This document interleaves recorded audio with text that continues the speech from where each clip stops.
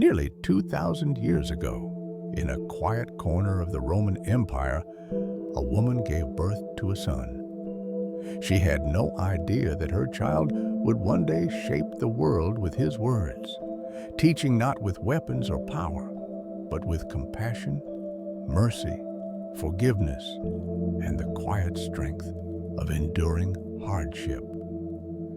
He warned against the seduction of wealth and reminded us of the redemptive power of struggle. But eventually, those teachings became too bold, too dangerous.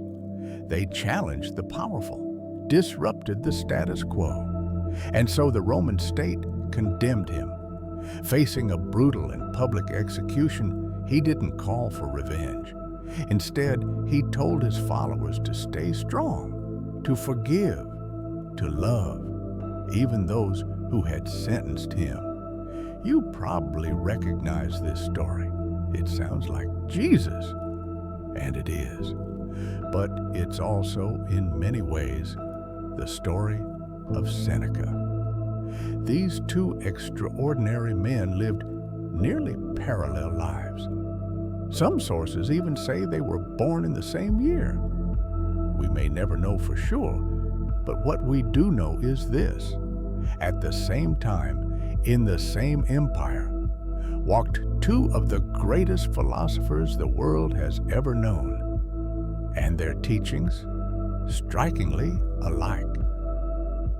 Love your neighbor as yourself, said Jesus. Wherever there is a human being, there is an opportunity for kindness, wrote Seneca. Turn the other cheek, said Jesus.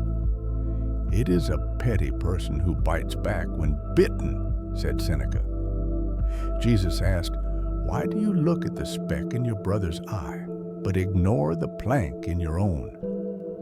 Seneca said, you point out the pimples of others, while you yourself are covered in sores.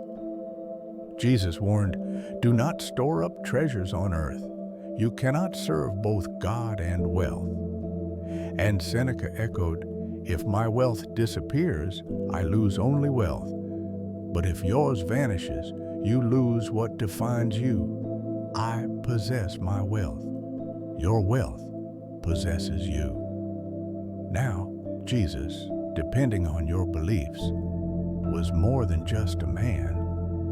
Seneca was human, flawed, often contradictory, but still their courage, their wisdom, their impact eerily aligned. They rose in influence, they fell in conflict with power, and they met their ends not in fear, but by living the values they spent their lives teaching. Jesus, nailed to the cross, asking for forgiveness for those who killed him. Seneca, calmly reassuring his loved ones as Nero's guards arrived to demand his suicide. Both died with dignity. Both became eternal. And as the historian Tacitus wrote of Seneca, even at the height of his power, he was preparing for that very moment, just like Jesus, whose final days were lived with clarity and purpose.